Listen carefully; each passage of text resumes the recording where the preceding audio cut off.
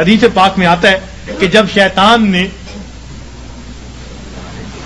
بہکانے کے لیے قسمیں کھائیں اور کہا کہ اے اللہ میں تیرے بندوں کو بہکاؤں گا دائیں سے بائیں سے آگے سے پیچھے سے ولا تجد اکثرهم شاکرین، اللہ یہ اکثر تیرے ناشکرے ہوں گے، تو اس وقت فرشتوں کو بڑی حیرت ہوئی، کہنے لگے اے اللہ اولاد آدم کے لیے تو مشکل بن گئی۔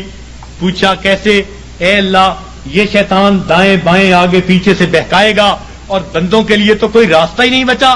اللہ تعالیٰ نے فرمایا کہ میرے فرشتوں یہ دو سمتوں کو بھول گیا، ایک نیچے کی سمت ایک اوپر کی سمت۔ میرا گناہگار بندہ جب اپنے گناہوں پہ پریشان ہو کر میرے در پہ آئے گا اور میرے در پر آ کر ہاتھ پھیلا دے گا، چونکہ ہاتھ اوپر کی سمت کو اٹھیں گے، ابھی اس کے ہاتھ نیچے نہیں جائیں گے، میں اس کے گناہوں کو معاف فرما دوں گا۔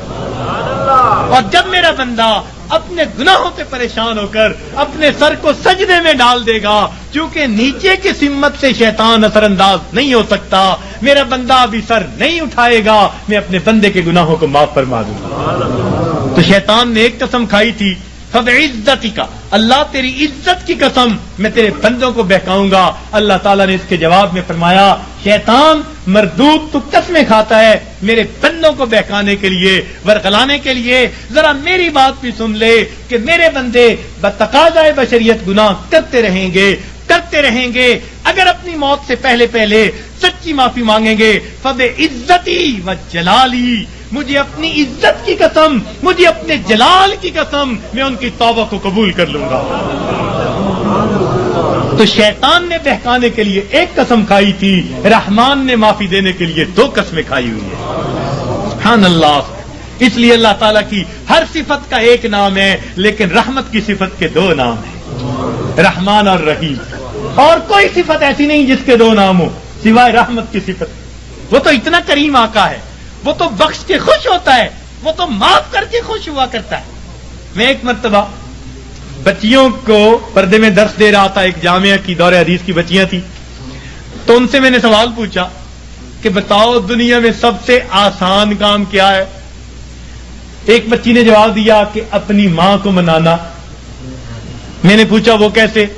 کہنے لگی جی کہ ہمارا یہ تجربہ ہے کہ ماں اگر اپنے بیٹے سے ناراض بھی ہونا تو بیٹی سے پوچھتی پھرتی ہے، اس نے روٹی کھا لی، اس کا بستر تو نے بنا دیا، اس کے کپڑے تو نے ٹھیک کر دیے، اب اوپر سے ناراض پھر رہی ہے، مگر ماں کی مامتا اس کو مجبور کر رہی ہے، لہذا بیٹی سے پوچھتی پھرتی ہے، بیٹی کے ذریعے اس کو کھانا پہنچا رہی ہے، دل سے ناراض نہیں، خفا تھی، بچے نے ستایا مگر دل سے خفا نہیں، اس لیے پوچھتی بھی پھر رہی ہے کہ بچے کو سب چیزیں مل گئیں یا نہیں مل گئیں۔ تو وہ کہنے لگی کہ جب ماں کی مامتا کا یہ حال ہے تو ماں کو منانا بہت آسان ہوتا ہے۔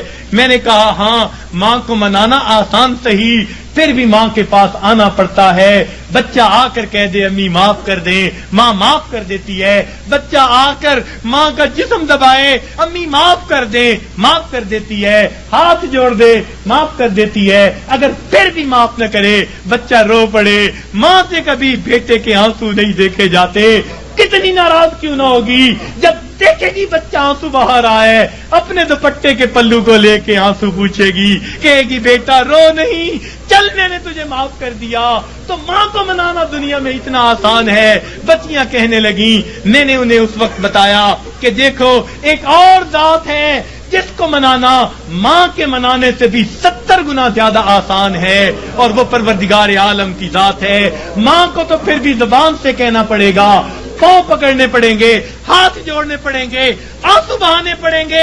ایک وہ پروردگار ذات ہے جس کے سامنے بندہ تنہائی میں بیٹھا ہو، فقط دل کے اندر نادم ہو جائے، دل کے اندر شرمندہ ہو جائے اور دل میں پکارے پروردگار گناہوں کی معافی چاہتا ہوں، میں نے سچی توبہ کر لی، اللہ میں نے صلح کر لی، مجھے اپنا بنا لے، شیطان کے پنجے سے چھڑا لے۔ کوئی ہاتھ نہیں ہلایا، کوئی اس نے زبان سے لفظ نہیں نکالا، فقط دل کی ندامت کو قبول کر کے اللہ تعالیٰ اپنی ناراضگی کو دور فرما دیتے ہیں۔ تو اللہ رب العزت کو منانا ماں کے منانے سے بھی 70 گنا زیادہ آسان ہے۔ تو اپنے رب کو منا لیجئے۔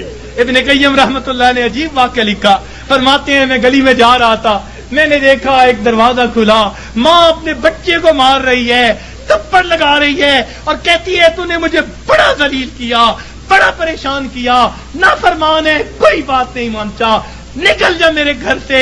وہ بچہ رو رہا تھا، دھکے کھا رہا تھا، جب گھر سے باہر نکلا ماں نے کنڈی لگا دی۔ فرماتے ہیں میں کھڑا ہو گیا ذرا منظر تو دیکھوں، بچہ روتے روتے ایک طرف کو چل پڑا، ذرا آگے گیا، نکڑ سے پہلے واپس آ گیا، پھر دروازے پہ کھڑا۔ میں نے پوچھا بچے واپس کیوں آ گئے؟ کہنے لگا سوچا تھا کہیں اور چلا جاؤں، پھر دل میں خیال آیا مجھے دنیا کی ہر چیز مل سکتی ہے، مجھے ماں کی محبت نہیں مل سکتی، میں اس لیے واپس آ گیا ہوں۔ محبت ملے گی اسی در سے ملے گی۔ کہتے ہیں بچہ بات کر کے وہی بیٹھ گیا، میں بھی وہی بیٹھا، بچے کو نیند آئی، اس نے دہلیز پہ سر رکھا سو گیا۔ کافی دیر گزری، ماں نے کسی وجہ سے دروازہ کھولا، ضرورت کے لیے باہر جانا چاہتی تھی، بیٹے کو دیکھا دہلیز پہ سر رکھے سو رہا ہے، اٹھایا، کیوں دہلیز پہ سر رکھے سو رہے ہو؟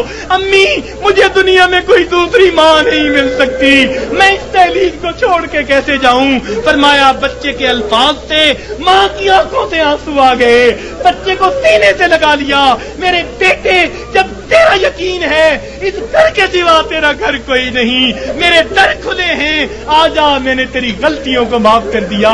فرماتے ہیں جب گنہگار بندہ اپنے رب کے دروازے پہ اس طرح آتا ہے اور کہتے ہیں رب کریم میری خطاؤں کو معاف کر دے، میرے گناہوں کو معاف کر دے، اے بے قطوں کے دستگیر، اے دکھی دلوں کو سکون دینے والے، اے غمزدہ دلوں کو تسلی دینے والی ذات، اے پریشان دلوں کو سکون بخشنے والی ذات، اے بے سہارا لوگوں کا سہارا بننے والی ذات، اے گناہوں کے پردوں میں، گناہوں کو اپنی رحمت کے پردوں میں چھپا لینے والی ذات، تو میرے لیے رحمت فرما دے، مجھے در در کے دھکے کھانے سے بچا لے، اللہ اپنی ناراضگی سے بچا لے، میں سلو کرنے کے لیے حاضر ہو گیا ہوں، پروردگار آئندہ نیکوکاری کی زندگی عطا فرما۔ تو جب بندہ اس طرح پیش کر دیتا ہے اللہ رب العزت اس بندے کی توبہ کو قبول کر لیتے ہیں۔ اللہ تعالی ہمیں سچی توبہ کرنے کی اور توبہ کر کے یہاں سے اٹھنے کی توفیق عطا فرما دے۔ وآخر دعوانا ان الحمد للہ رب العالمین۔